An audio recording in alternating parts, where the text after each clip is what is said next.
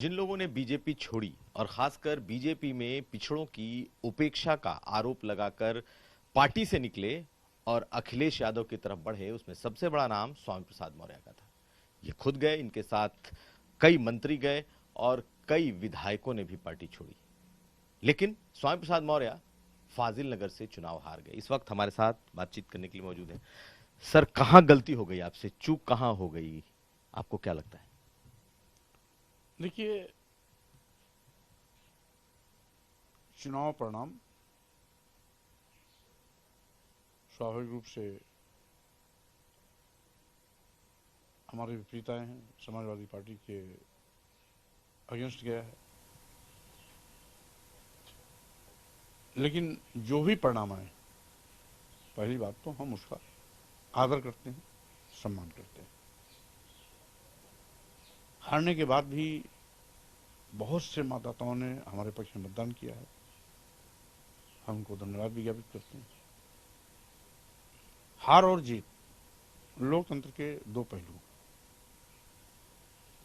हम जिस तरीके से जीत का सम्मान करते हैं, उसी प्रकार से हार को भी गले लगाते हैं। जीतने वाला ही हारता है और हारने वाला ही जीतता है। हाँ, इतना जरूर है कि हार के कारणों पर तो विचार अवश्य होता है, हम इसे विचार भी करेंगे। लेकिन कमोबेश जो बातें अभी तक हमारी समझ में आई हैं, हम जिन दलितों और पिछड़ों, गरीबों, मजलूमों, मजदूरों की आवाज को उठा रहे थे, वो आवाज हमारे दलित और पिछड़े, गरीब, मजदूर और मजलूम समाज के लोग ठीक से गंभीरता से समझ नहीं पाए हैं। आपने 85-15 की बात की थी, आपको लगता है कि वो नहीं पहुंचा पाए आप, अगर आप पिछड़ा? यही बात मैं कहना चाहता हूं कि चूंकि दलितों के आरक्षण पर डकैती डाली गई, पिछड़ों के आरक्षण पर डकैती डाली गई, यही लोग बना के 85 बनाते हैं, और इन्हीं की बात को लड़ने के लिए मैंने कदम आगे बढ़ाया था।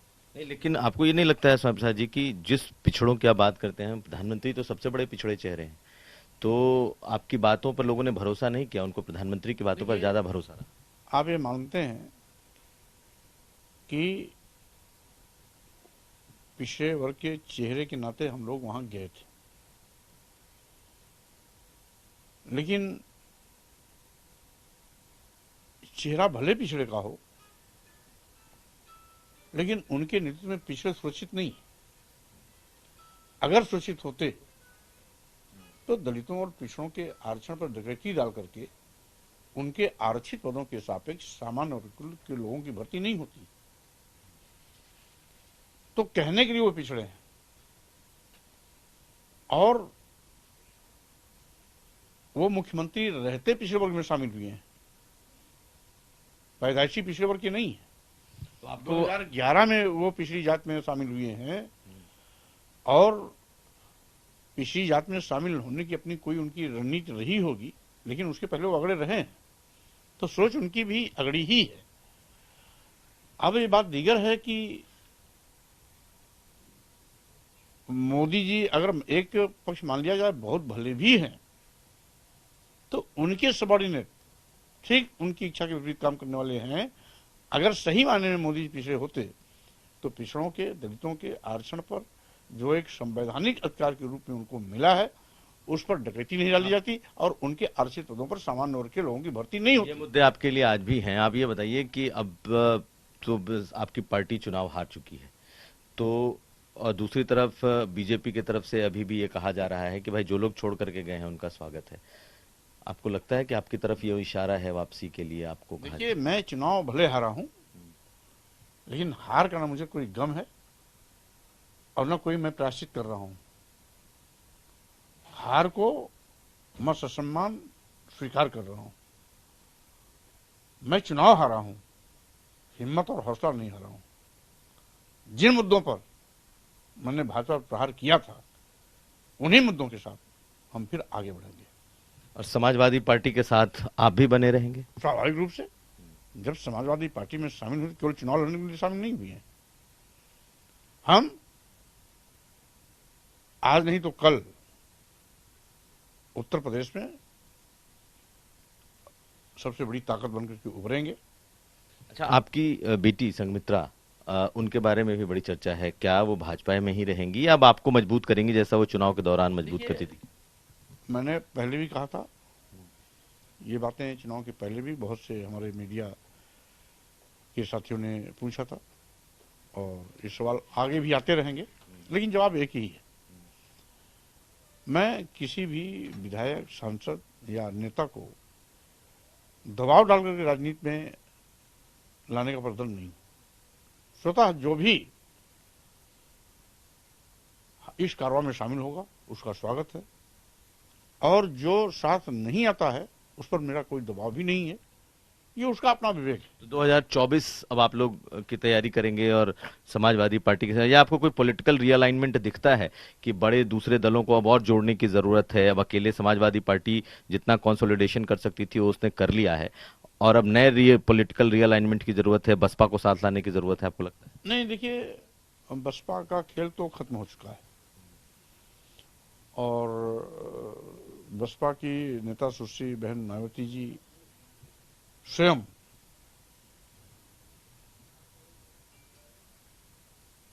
भाजपा की भी पार्टी बन के रह गई, और इसलिए हम अपना जनाधार बढ़ाएंगे।